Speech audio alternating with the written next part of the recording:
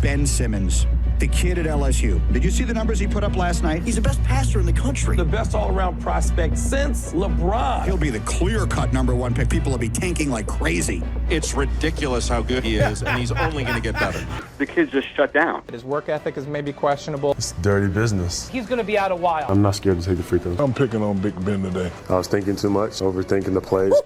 He was a 6'10" point guard with the court vision of Magic Johnson and the body of a Greek god. He wasn't just a #1 draft pick, he was a basketball prophecy. Ben Simmons was hailed as the next LeBron James, a true generational talent, and a 3-time All-Star who seemed destined for the Hall of Fame before he was even old enough to rent a car. He was supposed to be the future of the NBA. So, what happened? How did a player blessed with every physical gift imaginable become a ghost? A cautionary tale whispered in locker rooms and endlessly debated by frustrated fans? This is the story of the greatest fall from grace in NBA history. We'll break down the exact moments a superstar's confidence was shattered and how a legendary career path took a sharp turn into a confusing abyss of injuries, drama, and unanswered questions. If you love deep dives into the biggest stories in sports and you agree that context is everything, make sure you subscribe to the channel. You won't want to miss what we have coming up. To understand the fall, you first have to appreciate just how high he flew. When the Philadelphia 76ers took Ben Simmons with the first overall pick in the 2016 NBA draft, it wasn't just a selection, it felt like a coronation. Here was the blueprint for the modern player, a forward-sized athlete with the handles and passing of an elite point guard. The comparisons weren't just lofty, they were to guys on the Mount Rushmore of basketball, like Magic and LeBron.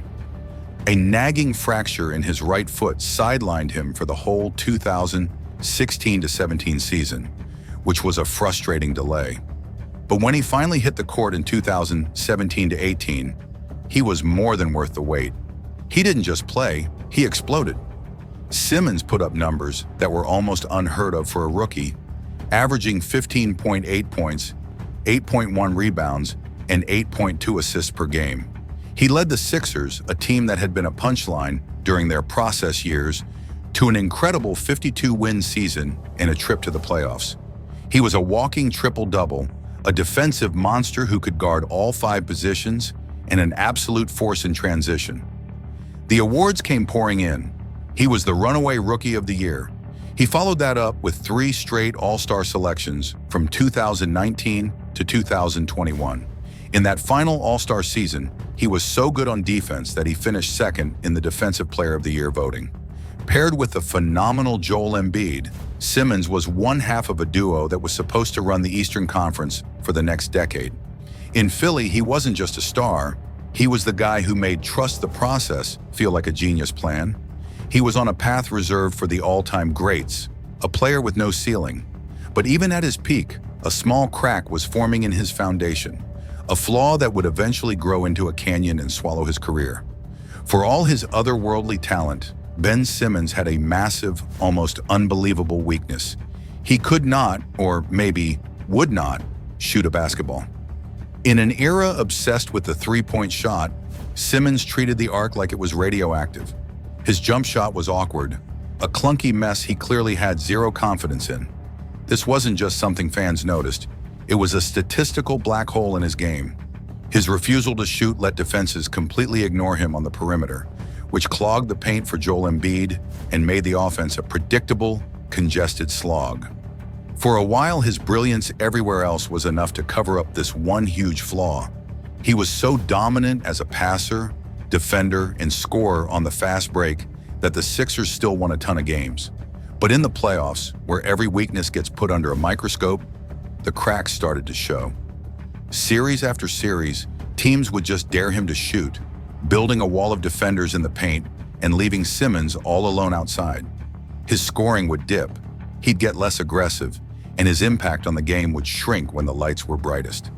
An even more troubling sign of this shooting phobia was his performance at the free throw line. The charity stripe became a place of psychological torture for Simmons.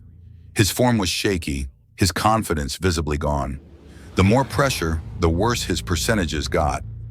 It became more than just a mechanical problem. It was a window into his headspace. He wasn't just afraid of missing jumpers. He was becoming afraid of getting fouled, afraid of the public embarrassment of clanking free throws in a big moment. Early playoff losses to the Celtics and Raptors were warning signs, frustrating exits where his offensive limits were a huge problem. But those were just tremors.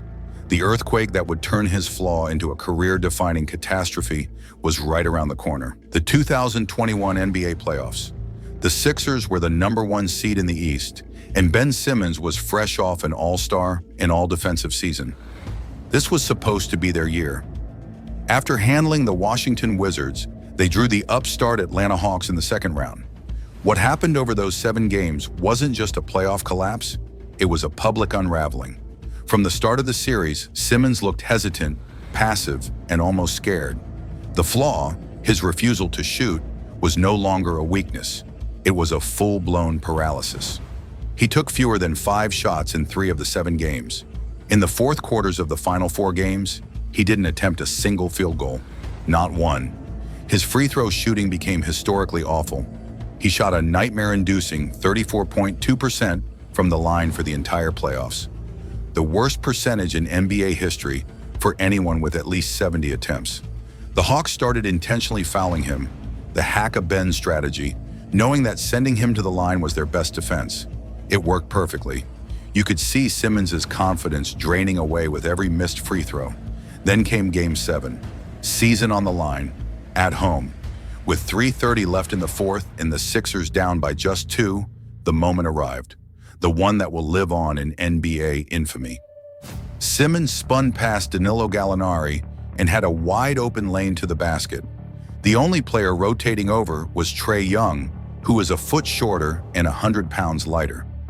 It was a guaranteed game-tying, momentum-shifting dunk. It was the play a superstar is supposed to make, and he passed it. In a shocking moment of indecision, Simmons passed the ball to his teammate Matisse Thybulle, who was trapped under the basket. Thybulle got fouled, made one of 2 free throws, and the Sixers never got that close again. They lost the game in the series. That single image, Simmons passing up a wide-open dunk, became the new symbol of his career. It wasn't about his jump shot anymore. This looked like fear. Fear of contact, fear of the free throw line, fear of failure. The fallout was instant and brutal. In the post-game press conference, when Coach Doc Rivers was asked if Ben Simmons could be the point guard of a championship team, he gave a damning answer. "I don't know the answer to that right now." His co-star Joel Embiid was even more direct, saying, "I'll be honest. I thought the turning point was when we had an open shot and we made 1 free throw. The locker room was broken. The trust was gone. In that one moment of hesitation, Ben Simmons had torched his own reputation and knocked his career completely off its tracks." That passed-up dunk wasn't just a bad play. It was the end of the line. The relationship between Ben Simmons and Philadelphia was broken beyond repair. That summer, Simmons demanded a trade and made it clear he would never suit up for the 76ers again. This kicked off one of the most dramatic and ugly holdouts in modern sports. When the 2021-22 season started, Simmons was a no-show. The team fined him for every practice and game he missed, but he didn't budge. The situation turned into a toxic stalemate. But behind the contract dispute, a more complicated story started to come out. Simmons and his agent said he was struggling with his mental health and wasn't mentally ready to play.